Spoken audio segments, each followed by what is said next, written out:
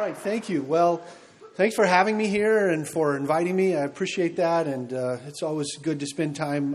Jeff Benedict's a longtime friend of mine and has been associated with the university here, so glad to be here today. So if you could not be scared off by the beginning of my remarks. So what I find, I try to think about if I was sitting in your seat, what would be most useful from what I've learned. And so instead of giving advice, which I may not be very good at, I'm going to walk you through some of the things that I've done and what I've learned from that. And I spend my life in this area of signal to noise, trying to extract interesting things from interesting environments. And that has taught me something, at least in my own life, about how to try and optimize the moments that matter in my life. So the last portion will be more about kind of life, if you will. So let me start with a story. This is the Helmsley Building in New York City. It's Park Avenue splits. If you've ever gone there, it's the one that the road literally goes right around it. So the first time I went there was in the early 90s. I was doing work for a company called Internet Financial Network. That wasn't the name of the company that I was at, but they were the client. And they'd arranged for me to come there. Now, I was a little small business in Boston, and as I walked in, I had completely forgot who I was meeting with. Okay, now, you should know that when you go to a meeting in New York. A little career advice: know who you're meeting with. But I didn't know who I was meeting with, and so I walked up to the receptionist and kind of said, I'm Justin Lindsey. I'm here. You called. I'm here. And there's like 400 people on a trading desk, big New York firm. She's looking down her nose at me like, who are you? And I said, well, just, they'll know who wants me because I'm Justin Lindsey and you called for me. And she says, okay, well, I'll just announce you over the PA and then we'll find out who you're supposed to meet with. And she said, what company are you representing? And I said, I'm representing Internet Financial Network. So she leans into the PA and she says, we have two people from the internet. Now, the interesting thing at the time, okay, this is 1996. Not one person laughed, right? So in a small span of time, 20, 25 years, what you now take for granted has it kind of evolved very quickly. So as you think about your own life, things happen, I think, a little faster than you might think. So where else would we start than quoting a tightrope walker? So to me, being on the wire is living and everything else is waiting. So you'll go have other talks where people teach you about well-rounded life and how to be a good human. This is not that talk. Okay? This is the talk about finding the thing that makes you feel like you're on the wire. And when you find it, I don't care if it's sports, if it's writing, if it's computer science, then run with it because that makes a great life. And for me, I know when I'm on the wire. So let's talk about signals. So when I say signals, what do I mean? Well, let's take an example. Have you ever been driving and seen this sign, Fallen Rock Zone? I don't have a clue what to do when I see the Fallen Rock Zone sign. You're driving like 50 miles an hour. So, if you've seen like any of the Marvel movies, I was at Disney for a while there, responsible for analytics. And if you've seen the Marvel movies, like the one thing the superheroes are terrible at is protecting rocks from hitting cars. Watch them. They're saving humans left and right, but I kind of feel for machinery. I'm an engineer, and you just watch the movies and one car after another is getting squashed by rocks, okay? So if the superheroes can't do it, I don't know what I'm supposed to do. The other day, I was in another mountain area, and there was one that said, low-flying aircraft. What am I supposed to do with that? Every time I see the low-flying aircraft sign, what I want to do is park my car and start running like North by Northwest. If you haven't seen it, it's an old movie, like where people are shooting at me. Like, I don't know what else I'm supposed to do. So these are interesting signs, but signals that are powerful drive an action. They tell you something that you should do. I guess I should keep this.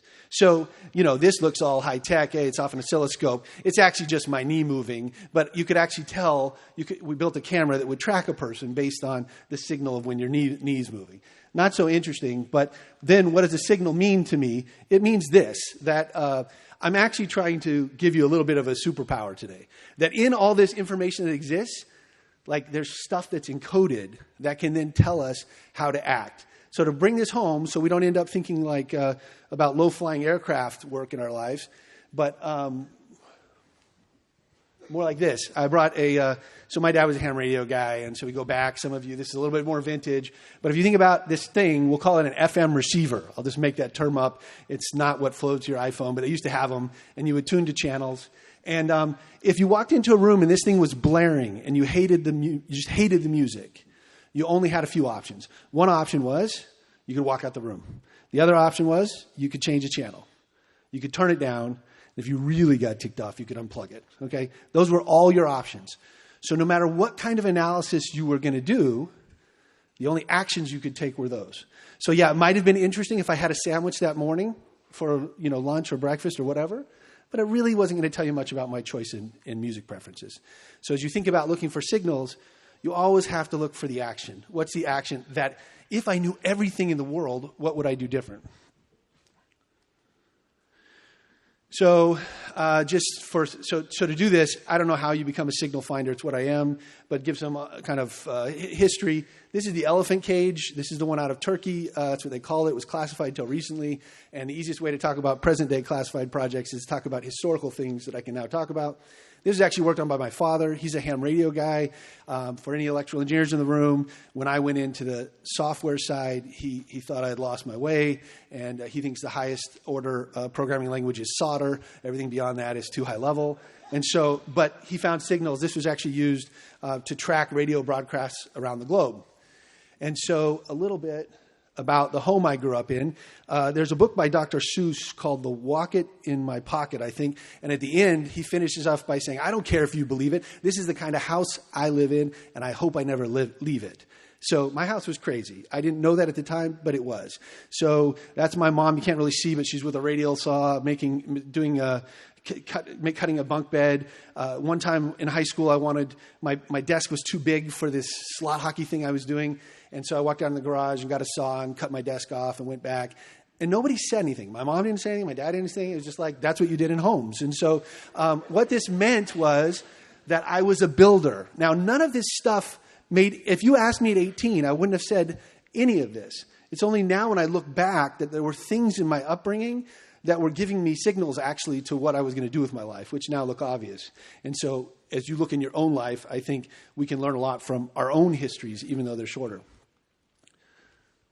Okay, then I went to this place, which it's MIT, and for me, it certainly helped. I grew up in the San Joaquin Valley, so I grew up in Fresno, which if you haven't been there, it's close to any place you want to go into California, but not actually the place you want to go.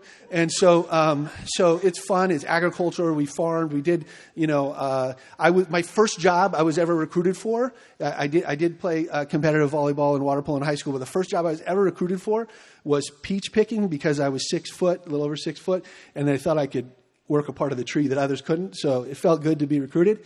But I ended up at MIT, and this was great because it was really my beginning introduction to deep mastery, both the fundamental quantitative skills. My training was computer science, but I was introduced to masters, and actually it created.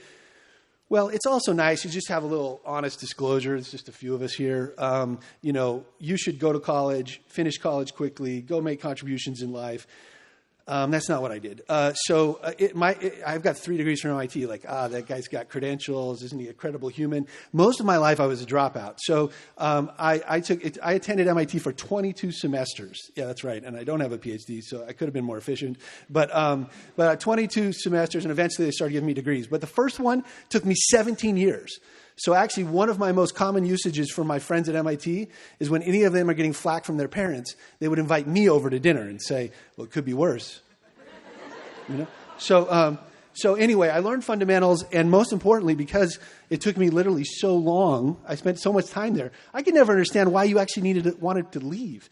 And this is one of my favorite quotes. It's from a great essay called Surprise, Craft, and Creativity. It's short if you haven't read it. But anyway, there's this clip at the end where Sir Alfred North Whitehead shows up, and he's a philosopher, a famous one. And at the party, basically everyone's saying, oh, I'm a philosopher too. And then he says, yeah, but the only difference is one of us spends all day at it. So there is a huge difference between casual perusal of a subject and an interest and spending all day at it. Hence, this connects with being on the wires, living, and everything else is waiting. So find that thing. And what I've got quite a passion for, this is Helen Mirren from masterclass.com. I'm not paid by them. I don't have any ownership, but it's phenomenal. Find things like this where you can learn from the masters. She's just literally sitting in a chair talking about what it means to be an actress. And as I watch her, I can see what it means to be masterful in one discipline, and I can try and apply it in my own. And this is the kind of stuff that I began at MIT, but then developed past that. Okay, then major kind of twist in life. I end up at the FBI. The story's a little bit longer, but I'd done no work in government. And right after September 11th, it was a very unfortunate set of events. But then they reached out to the world to attract people. And the little company that I had in Boston, one of the projects we did was a thing called FamilySearch. And it tracked so many people that had died that the FBI thought it's kind of similar in some ways to tracking living people. The living ones move and the dead people don't. There's more dead people, but there's some differences. But essentially, that has me get to the FBI. And one of the things that happened there is I had to take a polygraph to join the FBI.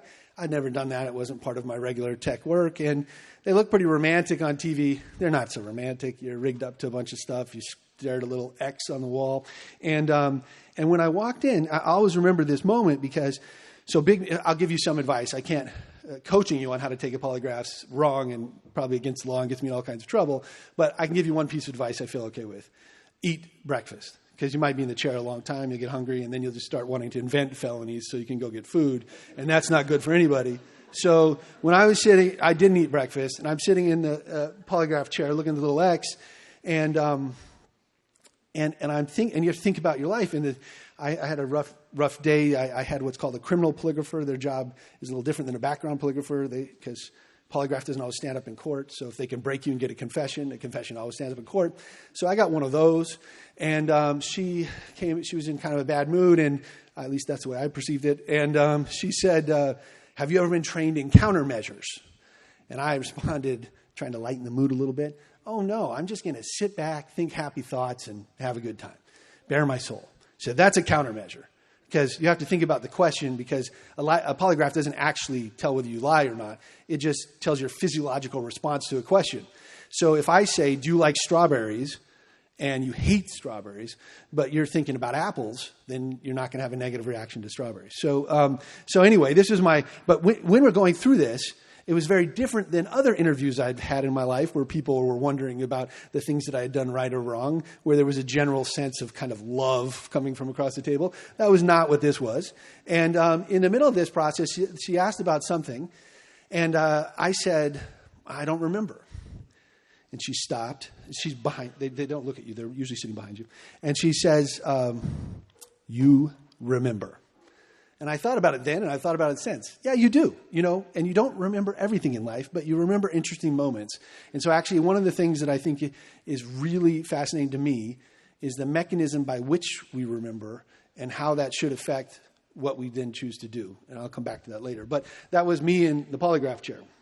So a few words. So while I was there, the thing that became interesting to me was that I literally started to develop this feeling that I could unearth these signals that would tell me things. I could see things, like a special kind of vision. My master's thesis was actually in imaging in non-visible spectrum. There's tons of things going on right now in this room that we can't see with our human eyes. And I always found that very fascinating. And then in addition, this middle section here became really compelling to me, is that I could speed through and learn from the past, I could slow down the present, and I could simultaneously consider many futures. Okay, I said this so many times, and I'll come back to it later, that someone the other day referred to it as my own time machine. And I quite enjoyed having my own time machine. Now, we'll spend a few minutes on some anecdotes, and then we'll connect back to this, how do we get moments that matter, and this time machine piece. And so to talk about anecdotes will range from ones that are kind of what you might really want to hear about, somebody that worked in the intelligence community, to some ones that are maybe a little less serious. This one in particular. So this is a stock photo off the internet. I did not shoot it. It's of a facility. The internet says, I can't tell you for sure, but it says it's of the CIA. So if you've seen any of the spy movies, anyone, okay, no matter where they are, they're in some Hollywood studio, but they'll scan over the CIA, and then you'll think they're in the CIA, and usually the room they're in is a lot nicer. But anyway, they'll scan over this. And so I'd always enjoyed that as a setup moment when I went to watch these movies. But unfortunately, my first time at the CIA, I'm in a bureau car. I've got a signal. I'm coming into this siren. I'm not using it, but, for a tech guy from Boston, I can't believe they're letting me drive a thing with the siren, let alone driving it into the CIA. I whisk into this place. I park. I think I'm doing my job. I go into this meeting. I do my part, and I come out, and I got a parking ticket. So I don't know if they were not feeling real bureau love that day or what, but I got a parking ticket. So now every time I watch one of these spy movies, I just think about getting a parking ticket. It really is kind of a downer. So let's go to more interesting stories. So one of the ways to talk about, again, the classified presidents talk about unclassified pass. So these are a fleet of warships from World War II. They're actually, I think, U.S. ships outside Marshall Island. But one of the things that happened with the Japanese fleet in World War II is there was a period of time where they assumed that we could crack the messages and then counter the attacks. And so they decided that they shouldn't send messages because we would know what's going on. So why do that? And the reality is very different, that even though you're at war, you still have friends. So when you're just hanging out in war, not ready to battle with anyone, you call your friends. So if you're on a big ship, you might call somebody on a little ship. If you're on a little ship, you might call somebody on a mid-sized ship. And so it creates a radio traffic pattern, which is the non-prepare for battle pattern. And then, if you're actually going to prepare for battle, it's hierarchical. Big ship calls medium ship calls little ship.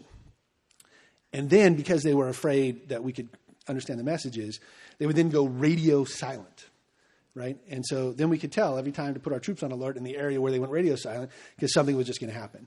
So that was a signal that actually came through silence, but generated a clear action. And they continued to think that we could break those messages before we could. All right. A high-grade model taxi here, I think courtesy of Amazon. I don't know if you can actually buy this.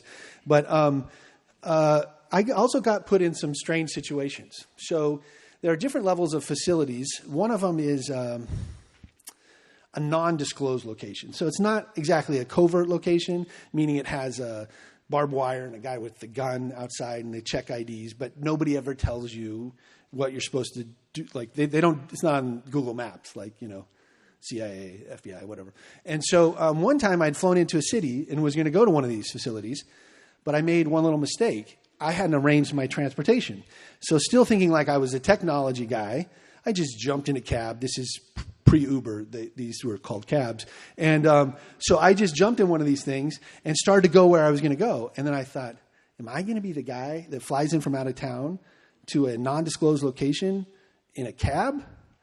Doesn't seem like the right thing. So I crafted an idea in my mind, and that idea was simple. I would drive past the area.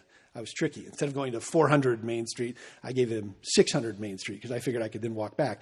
And then as we're driving by the facility, the cab driver, to my stealthy 600 location, the cab driver leans back and says, "That's the CIA." And so it's actually extremely hard to hide things, right? Because there are patterns that you see. One of the jokes in Washington when I was there was, if you want to know if we're going to war, you just monitor the pizza deliveries into the Pentagon. Because if you're ordering more pizza, then you're planning war. Otherwise, you go home. Why eat pizza at the Pentagon? So, it's very hard to. So, another one, which is not always, thankfully, we're at an acceptable hour to speak about sewage now, 11 o'clock. My wife says there's no such hour, so she doesn't approve of this section of my talk. But I'm a big believer in analogues. So, if you want a book for like how to appear smart or learn things that, you don't even know, is you just read history and learn something somebody did somewhere else, and then just go to a new place and say, "Hey, I got this idea." And they'll be like, "That's brilliant." Even the fact that somebody else used it for 50 years in another industry, small point. And so what happened was, and I thought I'd share this just based on the environment.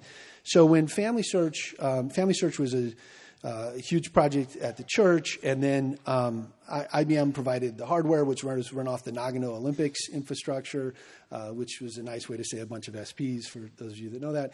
And then Sorry if you got an IBM background, that was not meant to be an insult. They were nice machines, but they're very good at branding things. So the Nagano architecture, and then we were to design the system, which was, the issue was the church had a lot of information, but to access it in kind of internet search time is a hard problem, and it came from multiple sources, so it was basically a federated search problem.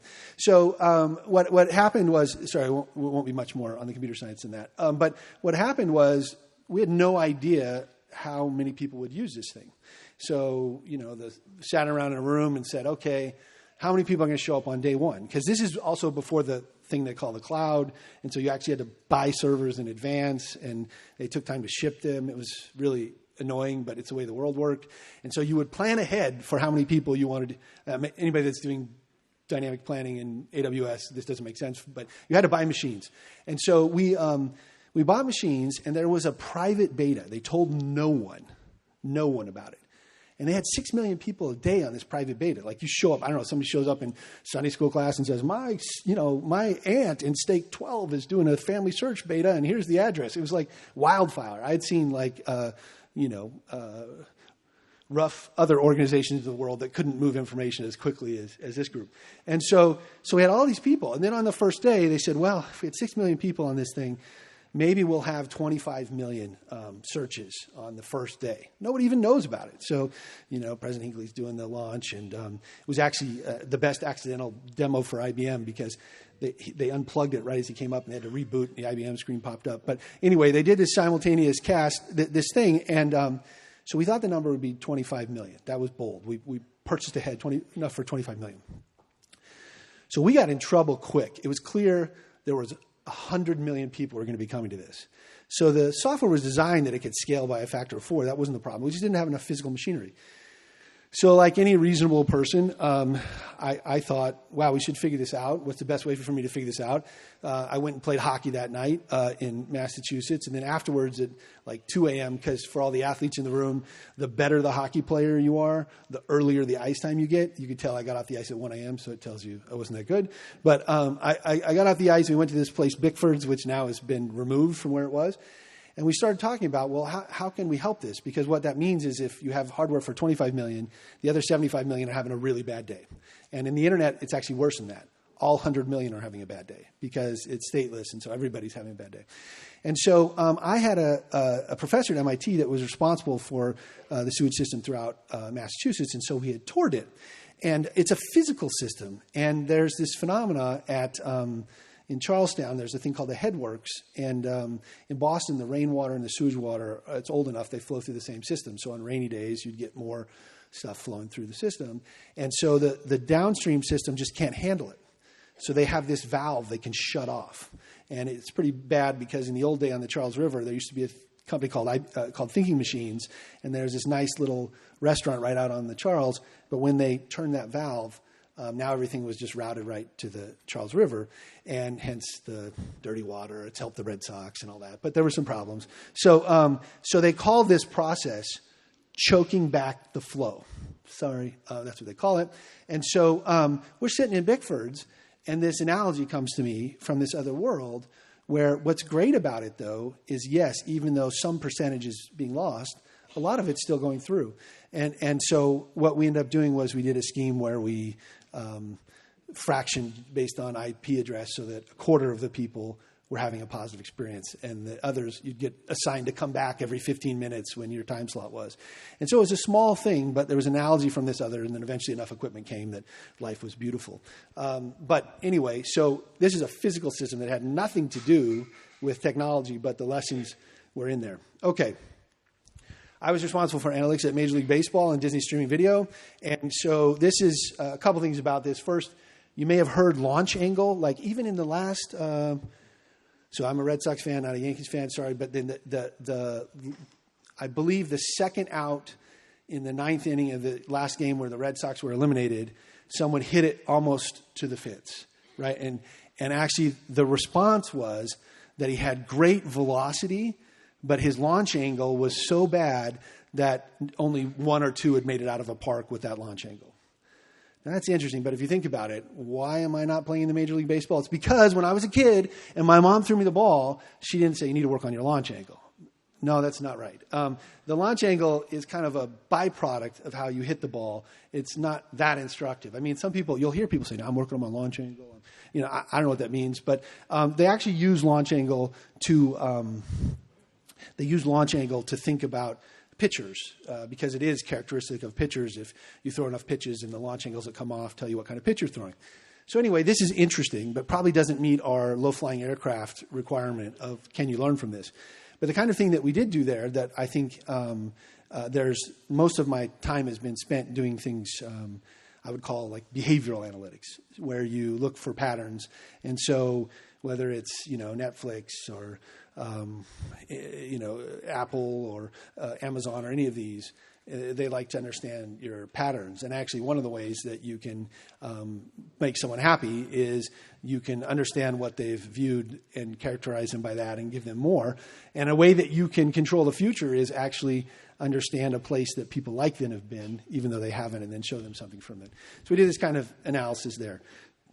So let's pause, and now let's get into, okay, great. That's some signal finding, kind of interesting, whatever.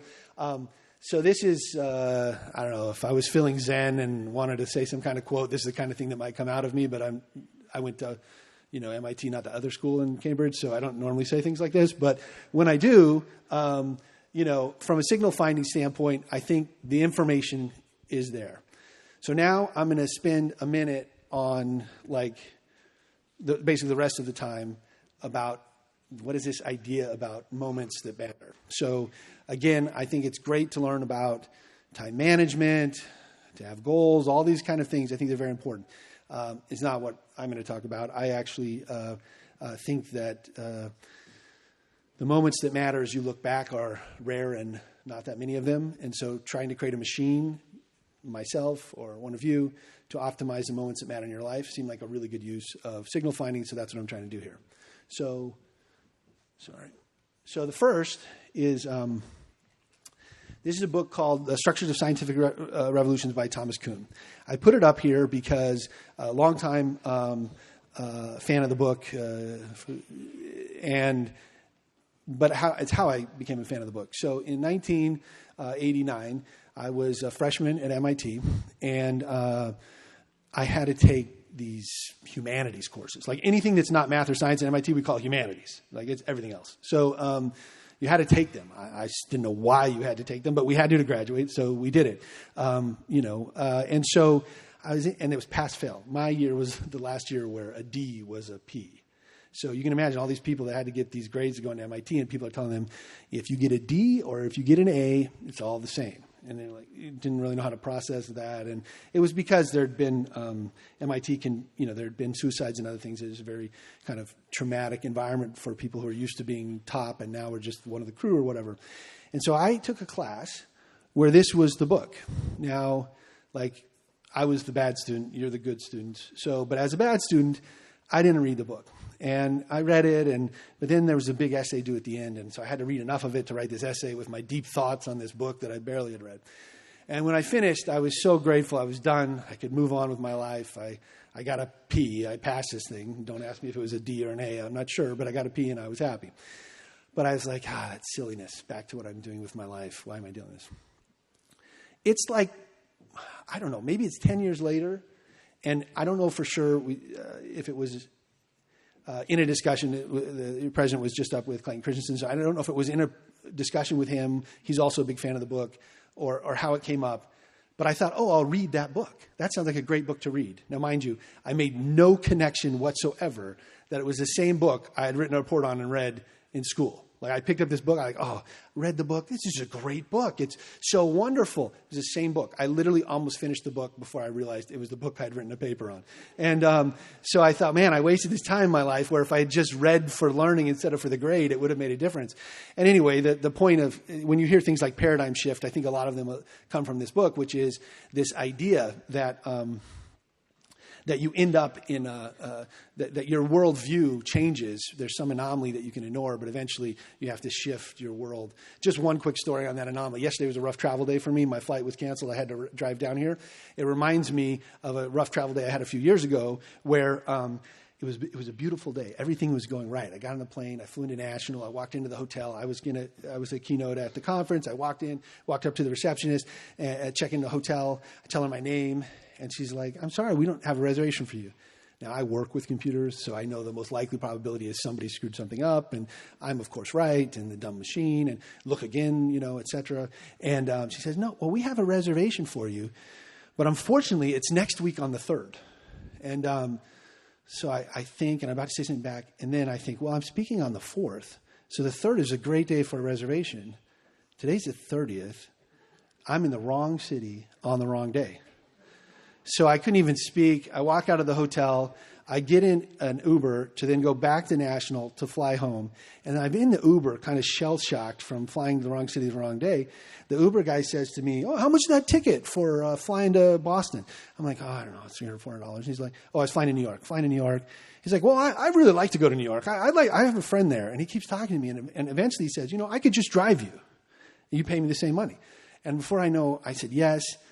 An Uber driver is nice for an hour, but 5 hours, you're like going to rest stops together, you're like having lunch, and, so, and the worst part about that trip is that I didn't actually speak, and then a week later I showed up and spoke. But anyway, so the first thing here is these moments happen where your mind changes, and I actually think it's maybe one of the most significant things about education in general, but I think one of our biggest limiting factors. This is Joseph Albers. He was a famous artist, and what was said of him, which I think is probably the best compliment you could give any teacher, is that he gave you a new pair of eyes.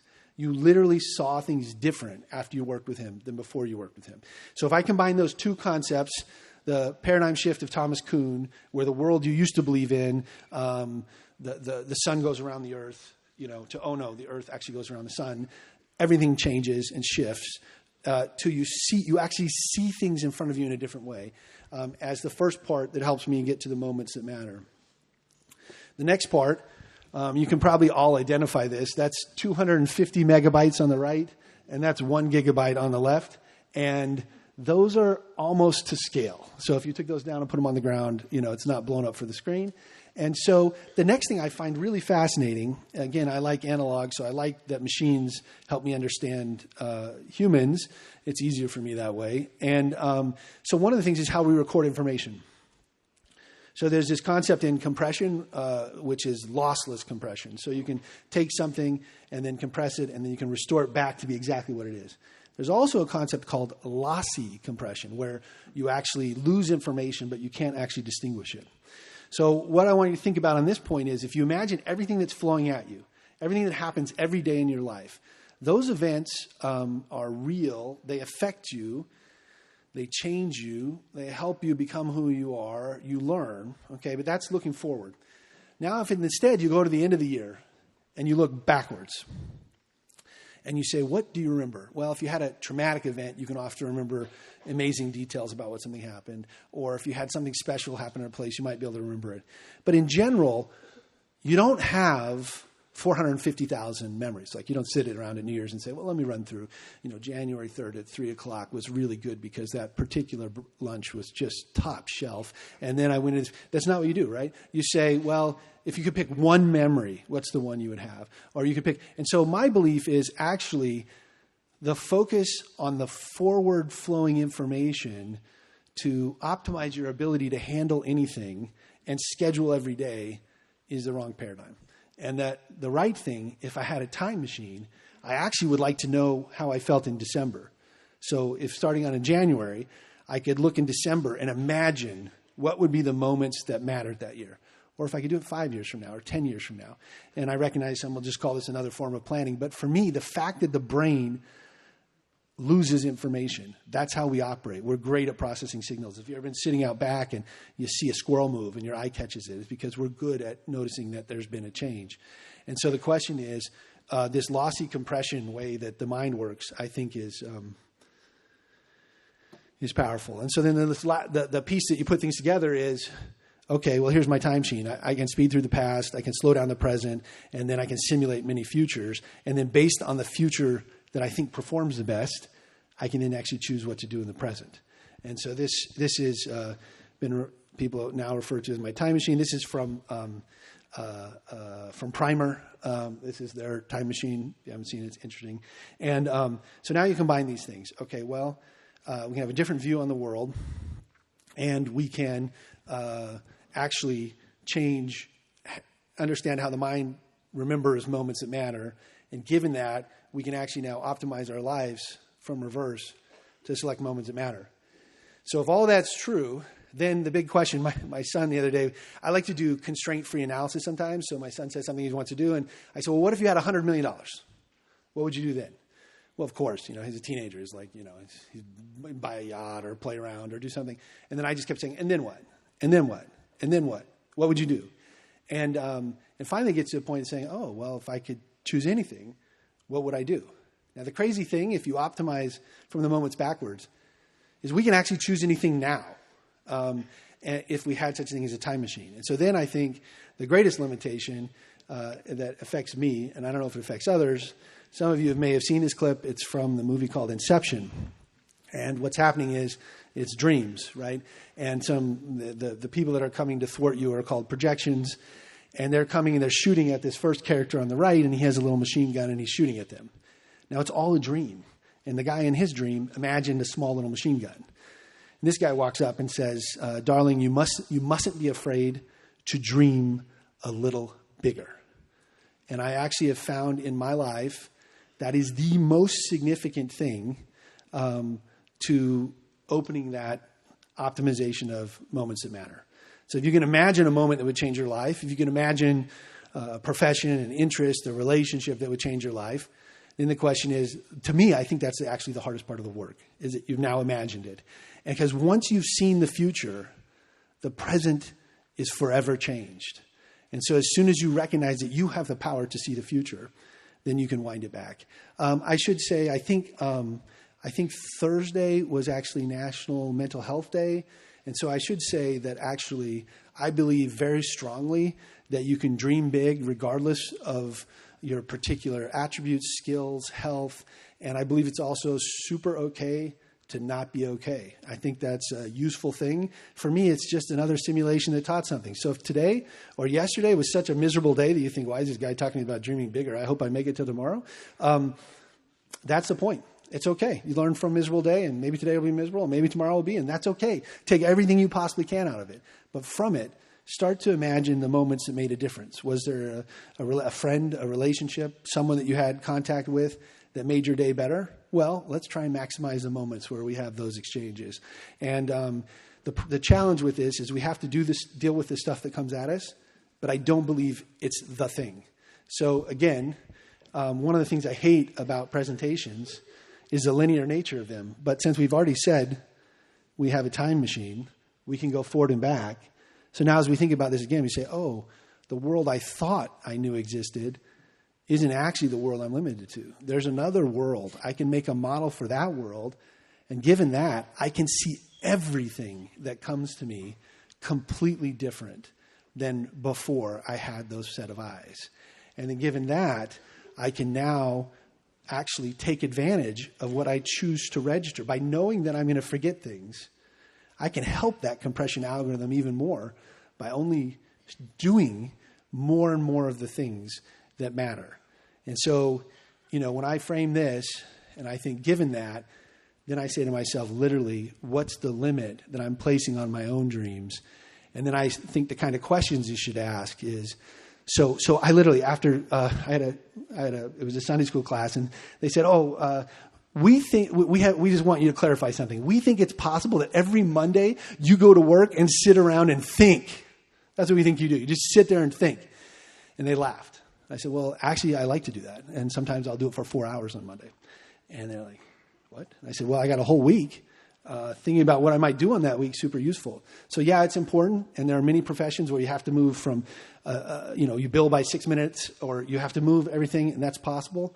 But I think one of the great things about being where you are in school and the opportunities in front of you is you don't have to.